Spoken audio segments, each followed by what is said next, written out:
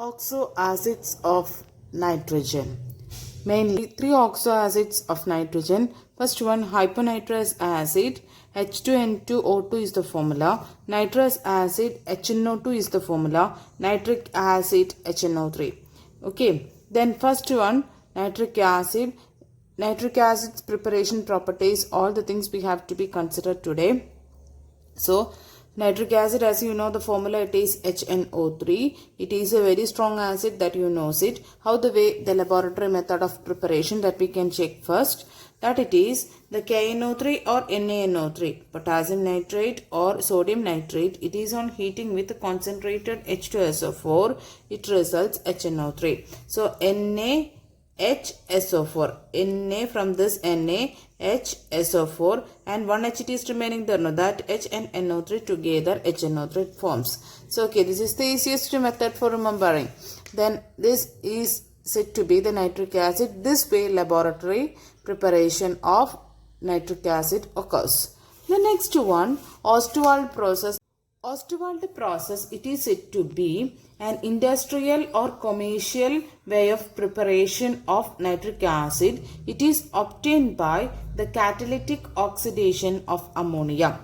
So, in this process, Ostwald process, conversion of ammonia to nitric acid, it is occurring by the way of catalytic oxidation. So, in this process of conversion, it includes mainly three steps. First step, the oxidation of ammonia to nitric oxide. So, starting compound, it is ammonia. Final product we need, it is HNO3. So, in between three stages we have to be covered. So, first stage, it is catalytic oxidation. Catalytic oxidation means oxidation, it is taking place in the presence of a catalyst. So, here NH3, in that we are adding oxygen. Oxygen, it is from air. Right? Oxidation means addition of oxygen. So, this oxidation process, it is done in the presence of this catalyst. Catalyst, here we use it as platinum. Rhodium goes as a catalyst at specific temperature and also specific pressure. Yes, so when this oxidation process, when it is going on, the product here formed, it is NO, that it is nitric oxide. Then H2O also forming. Then in the next step, so this is easy, NO from this and rest of the portion you join it like water. Then in the step 2, the oxidation of NO. So NO you got it from here. So this NO to NO2. So simple one no. So just add oxygen, that's enough. NO to NO2, it is by the method of adding oxygen, that is oxidation. Yes, so the NO combines with oxygen, it gives NO2, that is in the step 2. Then here you got it now, the NO2. The NO2, it wants to be converted in the form of a nitric acid, that it is in the third step.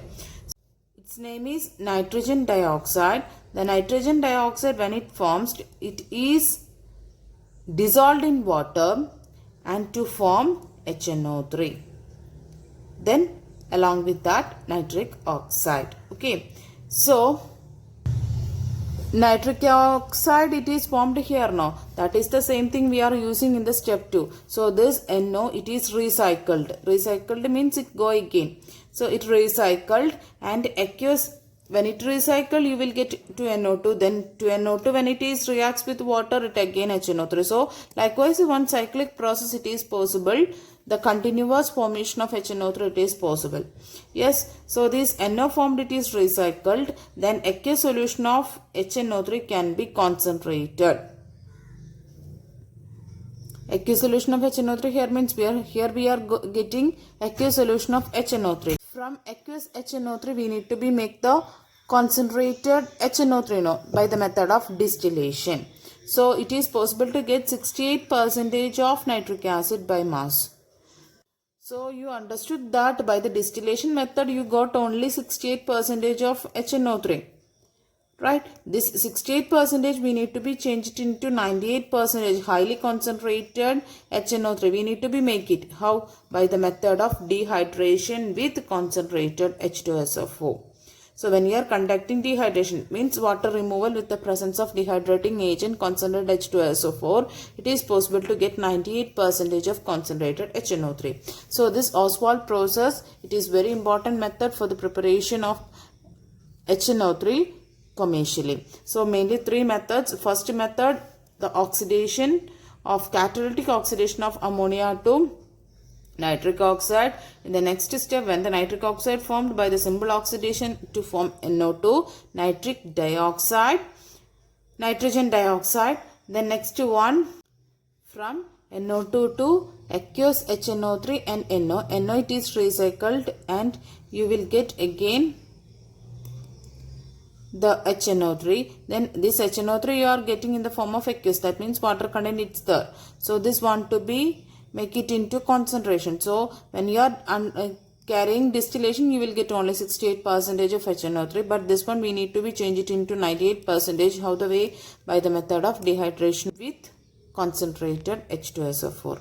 Okay. Now we can discuss on the properties. Properties, it is a colorless fuming liquid. In lab you experienced that. It is such a fuming liquid with a pungent odor. Then you may see that in the lab and all it is having slight yellowish color. Why? It is on standing, it develops yellow color due to the presence of dissolved oxides of nitrogen. This is one more question. The presence of dissolved oxides of nitrogen. That means mainly NO2 it is there.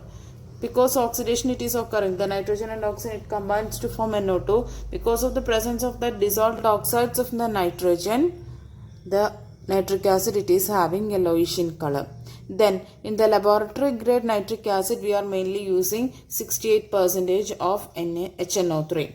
Then its specific gravity it is 1.504. Freezing point it is 231.4 Kelvin and boiling point it is 355.6 Kelvin. And then about structure.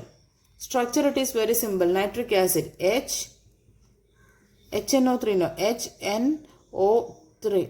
Okay, so here 3 oxygen, 1 nitrogen and 1 hydrogen. So simply we can write this structure like this: HONO.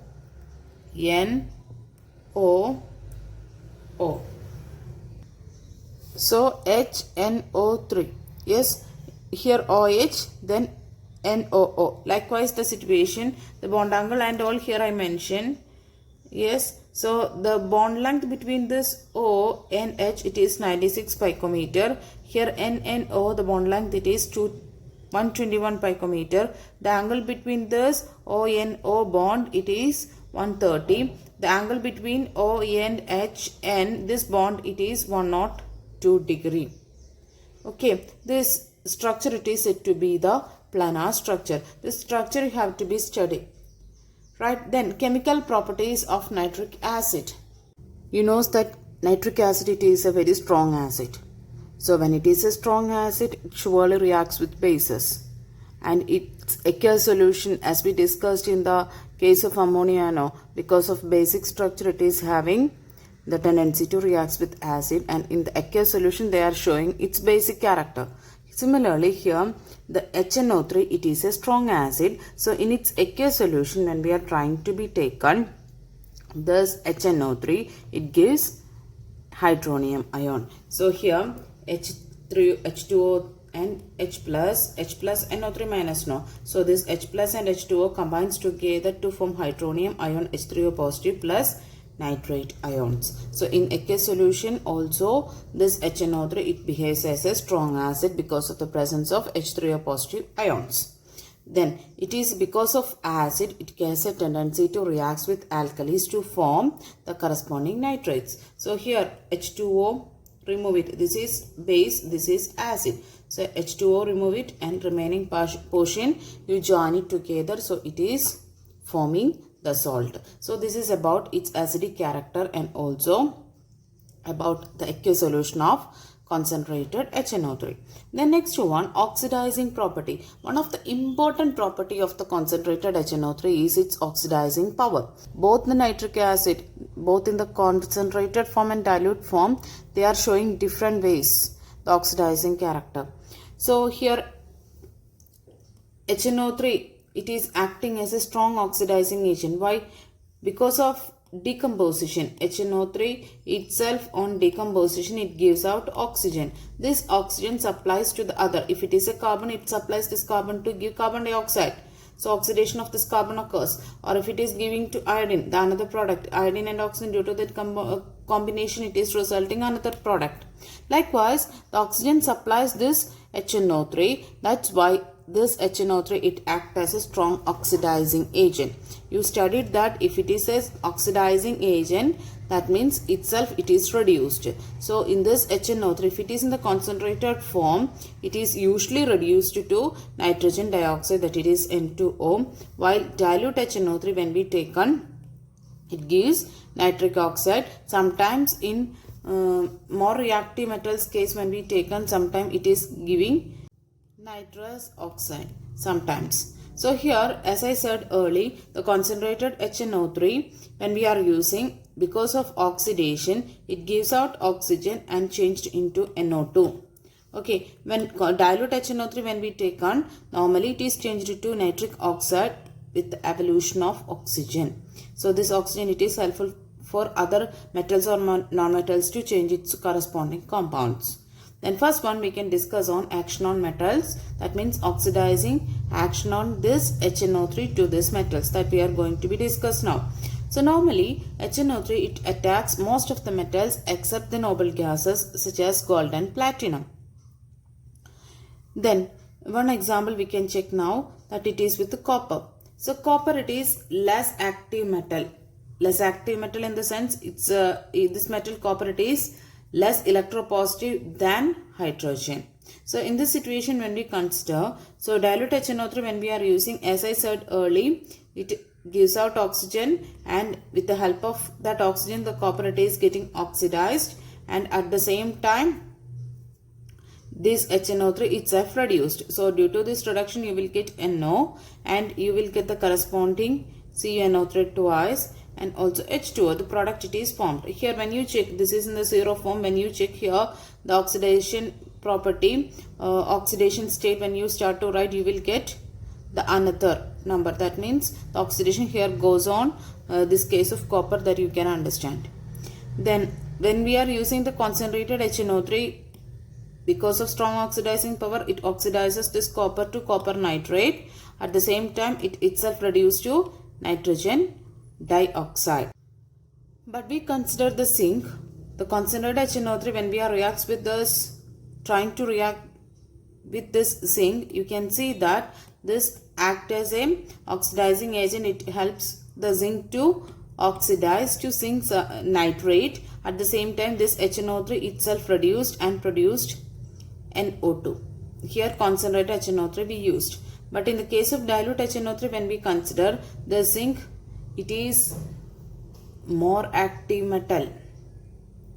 That means this metal, it is more electropositive than hydrogen. In this situation, you can see that the corresponding zinc nitrate it is formed. That means this HNO3, it helps this zinc to oxidize,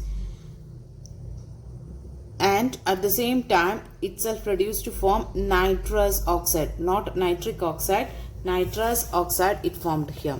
Okay, next one thing you have to be noted down, the products formed here now, in each case we discussed, it depends on mainly three factors: nature of the material we take on for undergoing this oxidation, and next one, concentration of the acid, whether it is a dilute or concentrated. On that basis the product it will be changed, and one more, that it is the temperature. Okay, next one we can tell about that some other metals case. Some other metals case means the chromium, aluminum, etc. They are not dissolving in concentrated HNO3. What is the reason? Because this chromium and aluminum, there is an oxide layer formation on the outside, that you knows that. So because of that factor, the concentrated HNO3 does not dissolve. Next one, action on non-metals. Here we discussed all the situations in copper, then chromium, aluminum, all the cases we discussed, they are all metals. Now we are moving to the non-metals case. Carbon, iodine, etc. are non-metals. As we said earlier, HNO3, it acts as a strong oxidizing agent. That means it supplies oxygen to others. So if it supplies this oxygen to non-metals, it also having some changes. You can see when the oxygen, that means HNO3, it supplies oxygen. So when this oxygen it gives to this carbon is a non-metal, automatically carbon it is changed to carbon dioxide, and here HNO3 it is changed to NO2. Okay, then another thing, sulfur to sulfuric acid. So sulfur it's in the form of S8. In that, when we are giving HNO3 itself, it is changed to NO2. At the same time, this is sulfur, it is changed to sulfuric acid. So that means this HNO3 helps this sulfur to oxidation and to form the product H2SO4 sulfuric acid. The phosphorus to phosphoric acid. Phosphorus is P4. Nitric acid, when it is reacts with this phosphorus, this nitric acid acts as a strong oxidizing agent, and it helps to give the oxygen to this phosphorus, and this phosphorus is oxidized to corresponding phosphoric acid, and HNO3 it is reduced to the NO2. And one more example is here, iodine to iodic acid. That means iodine 10HNO3, it reacts, it gives corresponding HiO3, that means iodic acid, and the HNO3 it is reduced to NO2. So this type of equations surely you can expect in exam. One more test it's remaining in this nitric acid, that it is brown ring test. Everyone familiar with that brown ring test? What's that? We are normally doing that. If it is the salt, if it is nitrate, so you will take the nitrate solution. The salt solution you will take first. On that we are adding FeSO4. That means ferrous sulfate you will add. Then shake it well. After shaking, along the sides of this test tube you are providing H2SO4. So if it is a nitrate salt only, you will get brown ring formation. So what it is really happening there? So FeSO4 means here Fe is in the form of Fe2 plus, right? So due to this Fe2 plus state, in the presence of this nitrate ion, that means if it is a nitrate only, the brown ring test it will be forming. So this Fe2 plus and nitrate ion, in the presence of concentrate H2SO4, it is releasing NO, nitric oxide it is formed. Then this Fe2 plus is changed to Fe3 plus.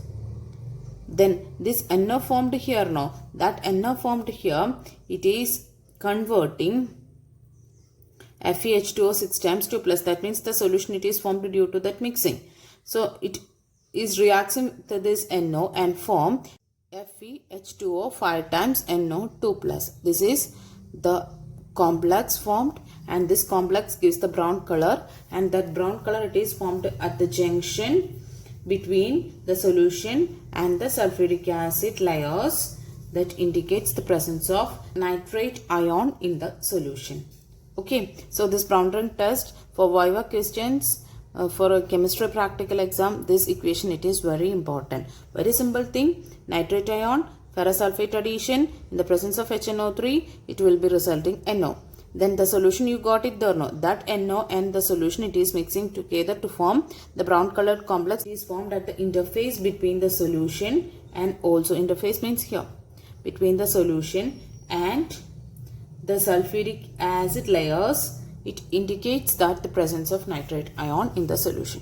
Okay, so this complex don't forget to study. Uses of nitric acid is the next one. First one, manufacturing of ammonium nitrate for the fertilizers, and also other nitrates for explosive and pyrotechnics. For that nitric acid it is using. Next one, nitric acid it is used for the preparation of nitroglycerin and trinitrodtoluene and other organic nitro compounds. And third one, the major use of this nitric acid is the one, pickling of stainless steel and etching of metals, and as an oxidizer in rocket fuels. For that different purposes we are using this nitric acid. Okay.